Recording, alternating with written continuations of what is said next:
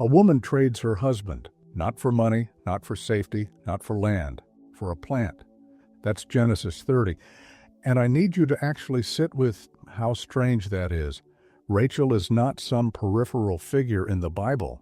She is the woman Jacob loved so deeply, he worked 14 years straight just to marry her.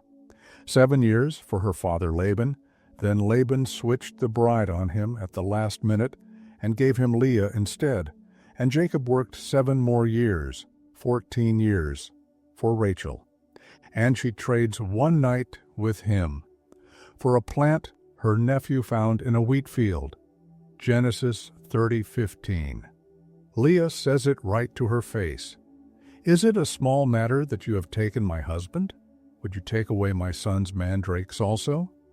Rachel doesn't hesitate. He may lie with you tonight in exchange for your son's mandrakes. That's the deal. Scripture. Verbatim. Now. Rachel has been unable to conceive. That is the whole ache at the center of this story. Leah has already given Jacob 4 sons. Rachel has none. And when Reuben, Leah's son, finds mandrakes in the field, Rachel wants them so badly that she pays what might be the most expensive price any woman in Genesis pays for anything.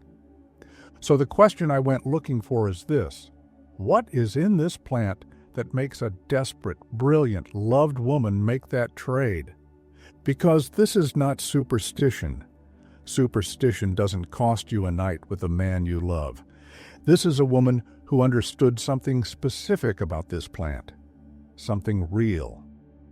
Here's what she knew: the compounds inside the root. The plant is Mandragora officinarum. That is the botanical name. It grows across the Mediterranean and the Levant, which is precisely where Genesis 30 takes place. Inside the root are a class of compounds called Tropane alkaloids. 3 of them: atropine, scopolamine, and hyoscyamine. You know at least one of those. Scopolamine is still used in medicine today as a patch for motion sickness and post-surgical nausea. Atropine is used to dilate pupils during eye exams. These are not folk compounds. These are pharmacologically active substances that have been in clinical medicine for over a century because they work. Dr. Michael Heinrich, professor of ethnopharmacology at University College London School of Pharmacy, has documented the alkaloid pharmacology of Mandragora officinarum extensively. In his textbook, Fundamentals of Pharmacognosy and Phytotherapy, published by Churchill Livingstone, Heinrich documents the anticholinergic mechanism of Mandrake's tropane alkaloids. At high concentrations, sedation, disorientation, hallucination. That's why it served as the primary surgical anesthetic of the ancient world. But at low doses, the pharmacology shifts. Tropane alkaloids at subsedative concentrations act as smooth muscle relaxants. They relax the uterine wall. They increase blood flow to peripheral pelvic tissues. In a woman struggling to conceive, those are exactly the physiological conditions that improve the likelihood of implantation. Rachel wasn't after a hallucination. She wasn't trying to sedate herself. She wanted what every woman in her culture already knew this plant could produce: a low-dose pharmacological effect on the female reproductive system. This wasn't faith in a magic charm. It was reproductive pharmacology passed woman to woman, mother to daughter, across generations before anyone had a word for alkaloids, the root that terrified everyone who grew it. Here's what tells you how seriously the ancient world took this plant. Josephus, the first-century Jewish historian, describes a plant called baris in his Jewish War, Book 7, Chapter 6. Most scholars identify baris as mandrake. Josephus writes that the root evades anyone who tries to pull it from the ground. He says touching it without preparation means death. The only safe method of harvest: tie a dog to the root by a rope, step back, let the animal pull it free. The dog, according to Josephus, died in the process. I'm not telling you the root was supernatural. I'm telling you that legend existed because people who worked with this plant had witnessed real casualties. Mandrake toxicity is documented. Too much atropine causes rapid heart rate, hyperthermia, delirium, and, in high enough doses, death. The mythology of the dangerous root is a cultural memory of real pharmacological risk. You don't build elaborate harvesting rituals around a plant that does nothing. And then there's what the root looks like. The Vienna Dioscorides, formerly the Codex Vindobonensis Medicus Graecus I, is a Byzantine illustrated manuscript dated to approximately 512 CE, held today at the Austrian National Library. It is one of the oldest surviving illustrated botanical manuscripts in the world. The mandrake illustration in that codex is unmistakable. The root is drawn as a human figure, two forked sections that look like legs, a thicker upper body, arms extending outward, male and female variants illustrated side by side. Every culture that encountered Mandragora officinarum saw the same thing, a root shaped like a person. And in the logic of ancient Near Eastern natural medicine, a plant shaped like a human body was understood to have power over human bodies. In a culture where women desperately sought fertility, the connection between a humanoid root and human reproduction was not symbolic, it was practical. Song of Solomon 7:13 confirms the association. Solomon writes, "The mandrakes give a smell, and at our gates are all manner of pleasant fruits." The Hebrew word is dudaim, the same word as Genesis 30. Solomon places the mandrake in an explicitly erotic romantic context. He is not describing a garden vegetable. He is invoking the plant that his entire tradition associated with love, desire, and the female body. This was not Rachel's private belief.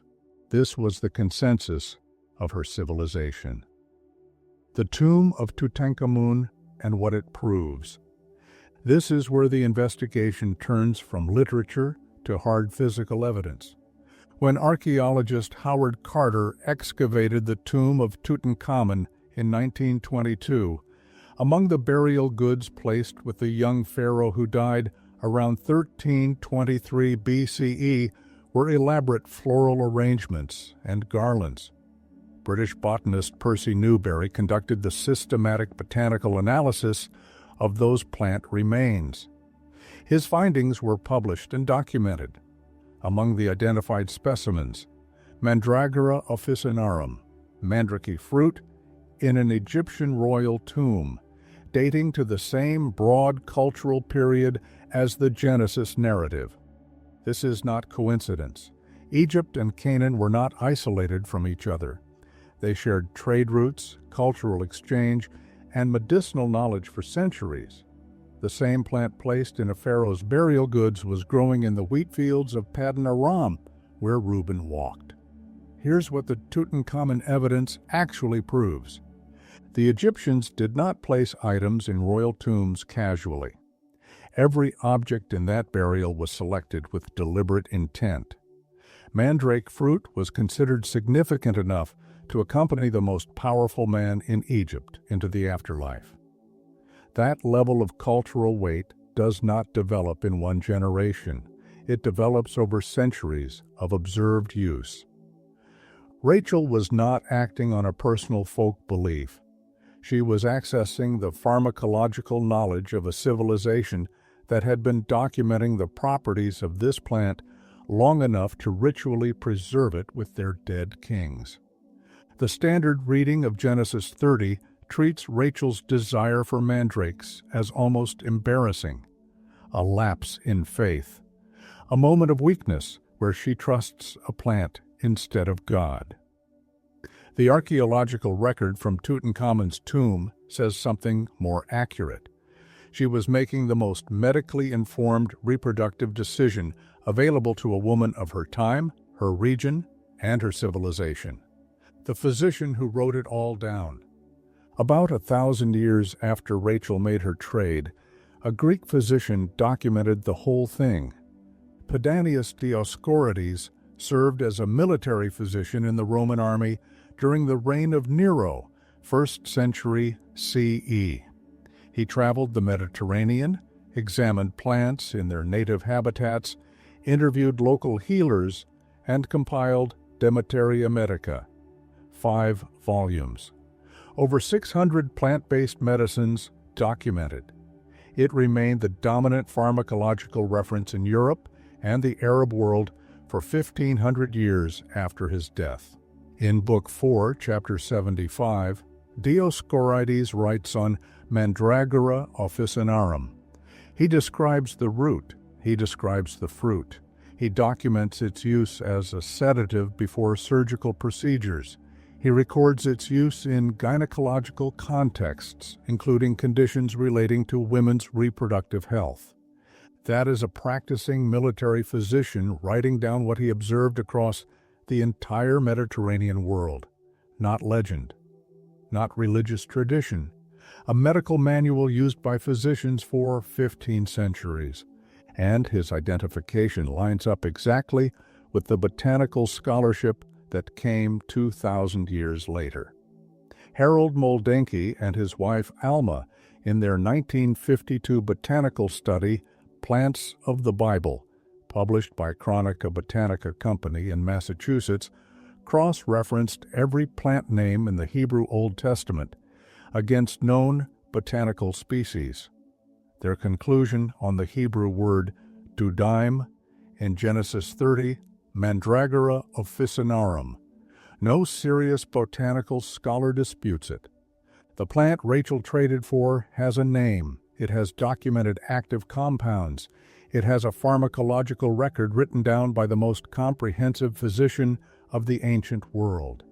And it has been sitting in Genesis 30 this whole time, waiting for someone to ask why she wanted it badly enough to pay what she paid. What Genesis 30 actually shows after the deal. Now read what happens after the trade. In Genesis 30:17, Leah conceives. She has already given Jacob 4 sons. After giving the mandrakes to Rachel, she conceives a 5th son, then a 6th. 2 more pregnancies. Rachel, who received the mandrakes, does not immediately conceive. Her pregnancy comes later. Genesis 30:22-24. And the text is specific about the cause. Then God remembered Rachel, and God listened to her and opened her womb. So how do you read that sequence?